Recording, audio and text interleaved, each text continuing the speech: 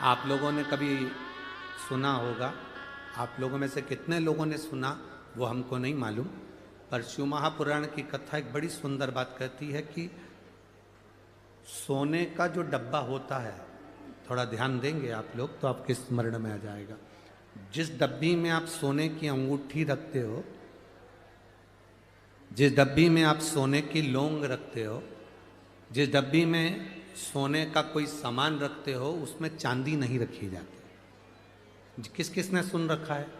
कभी सुना होगा, आप लोगों के स्मरण में होगा कि सोने की जो डब्बी होती है उसमें चांदी नहीं रखते, मतलब चांदी के साथ सोना नहीं रखा जाता।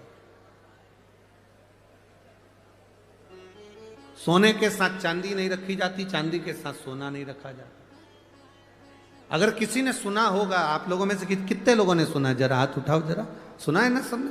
अब वो प्रसंग जो हमारी आप लोगों की दादी सास कहती थी, सास कहती थी, आपके बुजुर्ग कहते थे कि सोने के साथ चांदी मत रखो, चांदी के साथ सोना मत रखो, कभी उसका प्रसंग अपने दिमाग में लिया कि ये प्रसंग कहां से आया? तो ये प्रसंग अगर कोई तुमसे पूछे तो आप उत्तर दे सकते हो।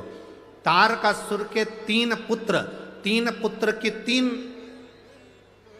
पुरियां सोना, चांदी और लोहे की थी। इन तीन पुरियों को भगवान शंकर ने भस्म किया, अर्थात जिस डब्बी में सोना रखाता है और जिस डब्बी में उसी में चांदी रख दी जाती है, और स्त्री या पुरुष उस सोने को अपने शरीर पर धारण करता है या उस चांदी को अपने शरीर पर धारण करता है, उसकी आयु छिन्न होती चली जाती है। कई लोग कहते हैं इनकी तो उम्र अच्छी थी, फिर ये ऐसा क्यों हुआ? जरूर सोने की डब्बी में चांदी अगर रखी गई है तो उसमें उस चांदी की चीज को महिला ने अपने पैर में पहन लिया, बिछुड़ी पहन ली, अंगूठी चांदी की पहन ली, उसमें सोना भी था, वो सोना पति ने पहन लिया, तो उसमें आयु की क्षीणता हो। डब्बी खाली है, उसमें सोना रखा है, मना नहीं। डब्बी खाली है, उसमें चांदी रखी है, मना नहीं। पर दोनों चीज एक साथ अगर रखी है तो हमारे शास्त्र वर्णन नहीं करता उसका। पांव की बिच्छूड़ी है, सोने की अंगूठी के साथ रख दी, ये हमारे यहां शास्त्र वर्णन नहीं, उसका अलग कर दिया। आयु की क्षणता। अब कहा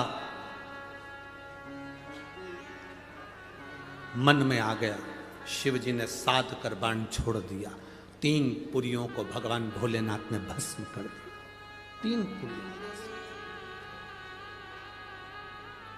अब तीन पुरी एक साथ भस्म हो गई। तीन पुरी को